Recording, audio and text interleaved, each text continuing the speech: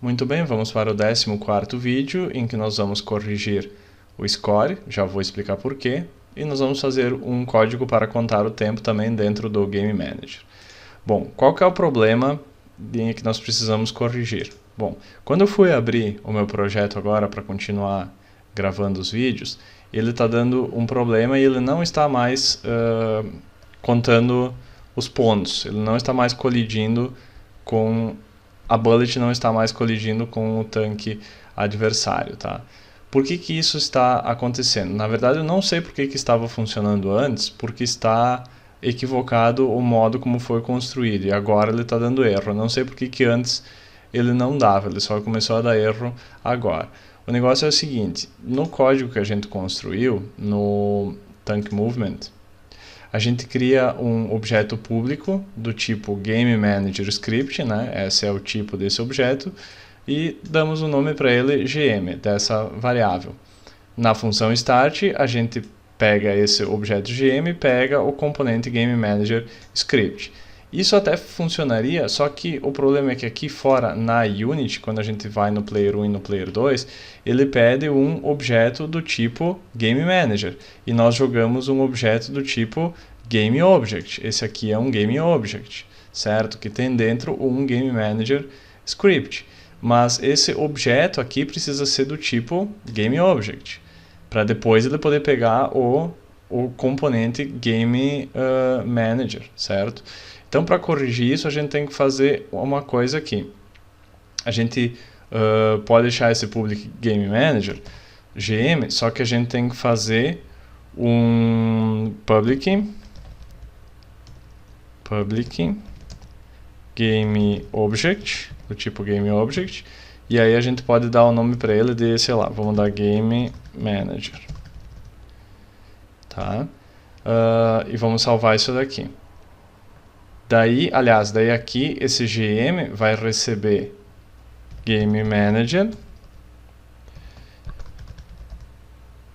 .getComponent Game Manager Script, tá? Daí agora sim, ele vai puxar, deixa eu salvar isso aqui, ele vai puxar esse objeto Game Manager Script e vai puxar o componente Game Manager, né, Script dentro do Game Object Game Manager, certo? Daí agora vai dar certo, antes não ia dar, tá? Porque nós temos uma coisa puxando dentro de outra coisa, e aí não ia funcionar, tá? Podemos até, para descomplicar um pouco as coisas, porque vai acontecer o seguinte agora aqui. Nós vamos ter duas variáveis aqui. Deixa eu compilar. Nós vamos ter, nós temos aqui novo, non, Game Object, e embaixo do tipo Game Manager, né? Então, por isso que esse aqui é um Game Object e a gente vai puxar esse Game Object para cá, tá? Para nós não nos confundirmos aqui no editor, a gente pode sumir com essa variável aqui. Mesmo sendo ela pública, a gente pode colocar aqui na frente o código assim, entre chaves, colchetes, aliás, a gente coloca hide, o código ali, hide in inspector, tá? Daí, colocando esse código logo em cima da variável e salvando, a gente garante que isso daqui vai sumir do inspector, né? Então, quando eu voltar para lá, agora ele só volta com o Game Manager.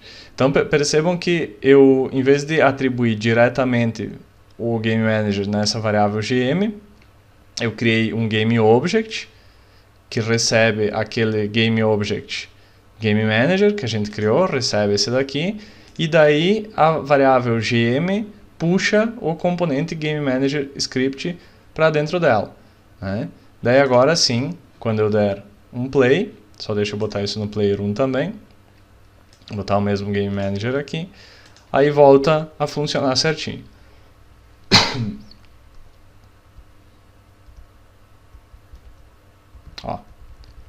Voltando a funcionar, certo? Muito bem. Então, façam essa correção e tudo deve voltar a funcionar.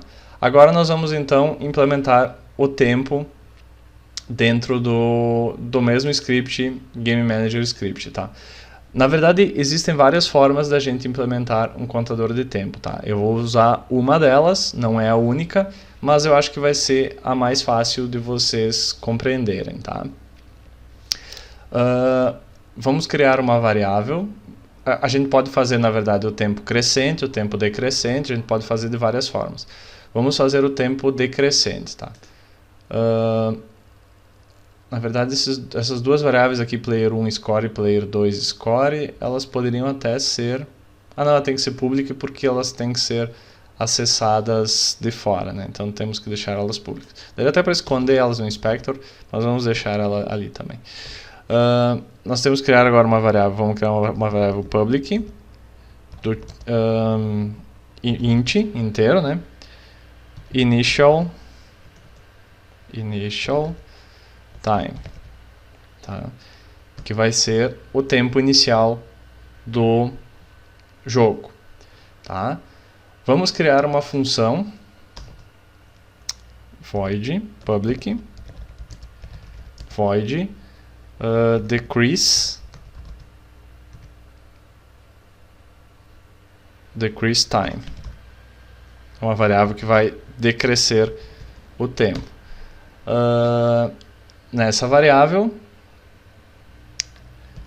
initial time menos menos. Ou seja, a gente vai decrescer o initial time de 1, certo? Bom, logo no start, a gente vai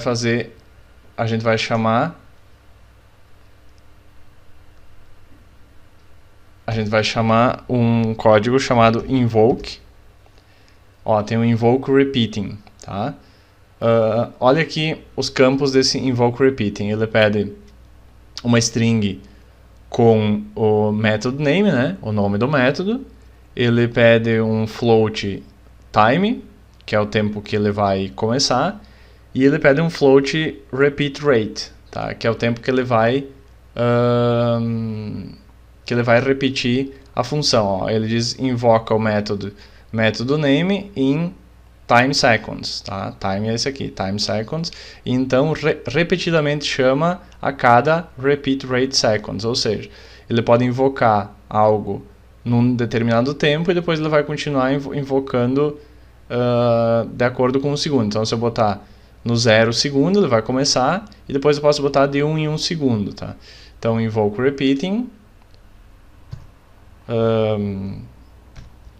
O método name tem que estar entre aspas e vai ser aquele decrease time.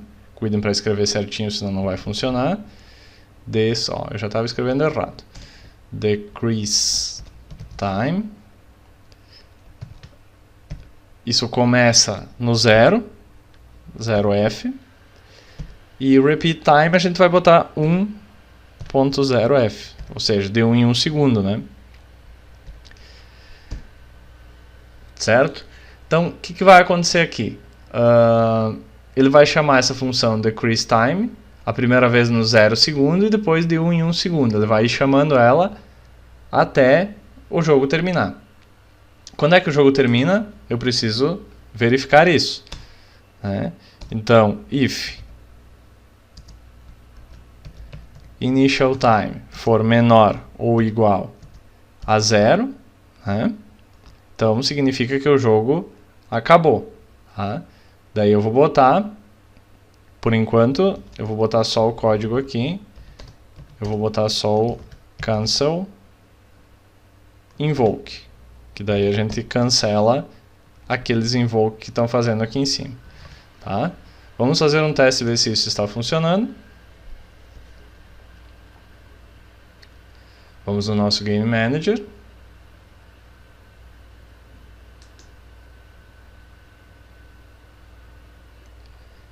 E temos Initial Time, vamos botar um tempo de 5 segundos, só para a gente verificar se isso funciona. Ah, tem um detalhe grande, precisamos escrever esse tempo na tela. Então vamos fazer o seguinte primeiro.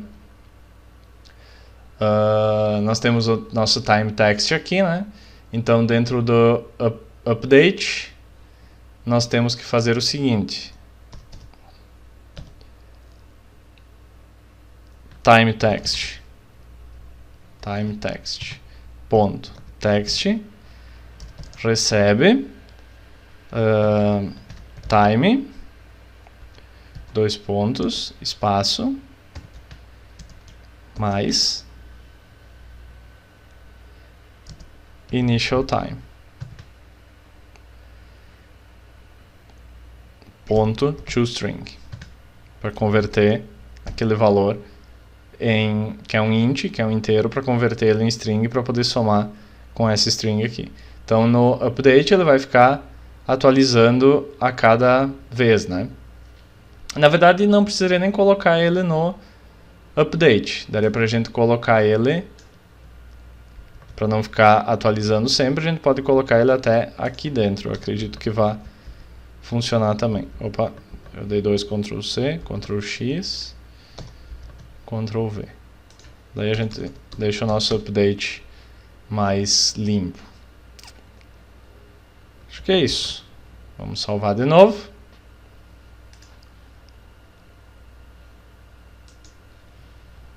E vamos ver se isso está funcionando.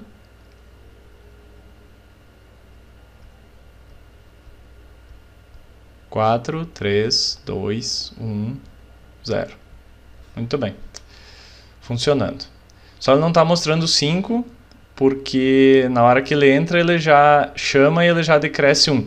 Na verdade, a gente podia colocar aqui, então, que isso pode demorar 1 segundo. Também. 1.0 F. Então, a gente salva. Aí, agora, ele vai demorar 1 segundo para começar a executar. E nisso vai dar tempo de aparecer o número 5 também, que a gente colocou aqui. Porque ele vai demorar 1 segundo para decrescer o 5. Então, vamos ver.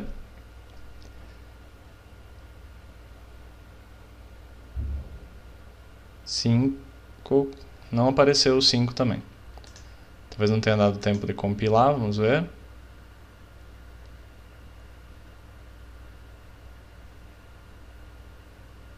Não apareceu ainda. Ah, sim. O que acontece é o seguinte.